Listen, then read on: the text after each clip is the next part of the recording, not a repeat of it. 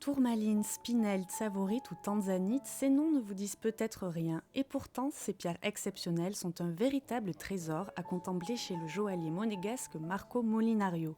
Le but, découvrir et en apprendre plus au sujet de ces gemmes rarissimes aux couleurs et nuances spectaculaires.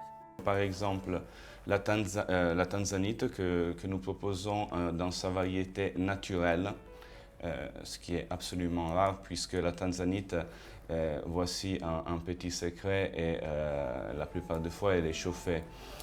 Ce n'est pas forcément un défaut que la tanzanite soit chauffée, parce que c'est un bleu qui quand même devient aussi intense à partir du moment où le brut a cette spécificité de réagir à la chauffe de cette façon. Cette tanzanite que nous avons provient donc bien évidemment de Tanzanie, comme son nom l'indique.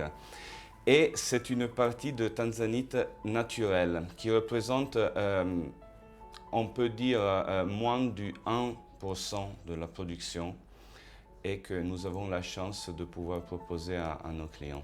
Et pour Marco Molinario, pas question de se soumettre à la classification des pierres précieuses et semi-précieuses, des titres qui, selon le joaillier, reflètent mal la réalité.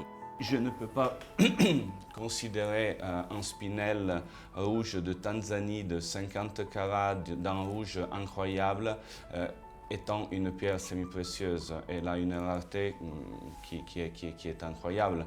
Ou comme une tourmaline Paraíba de la plus belle couleur turquoise, que juste pour se comprendre, est une pierre qui a eu la plus spectaculaire des évolutions depuis qu'elle a été découverte, puisque la tourmaline Paraíba a été découverte en 1989 sur un site au Brésil, dans l'état de Paraíba, d'où le nom aussi. Souvent les pierres ils prennent leur appellation depuis leur lieu d'origine. Cette pierre, à l'époque de cette découverte, donc on est en train de parler de 24 ans en arrière, elle ne valait pas grand-chose, on va dire, beaucoup moins qu'aujourd'hui. Pour les plus beaux exemplaires, on peut parler d'une augmentation de valeur entre 3 et 5 000 fois la valeur d'origine. Donc ça, c'est spectaculaire. C'est notamment l'une de ces pierres d'exception qui habille la couronne anglaise, que l'on croit souvent à tort ornée d'un rubis.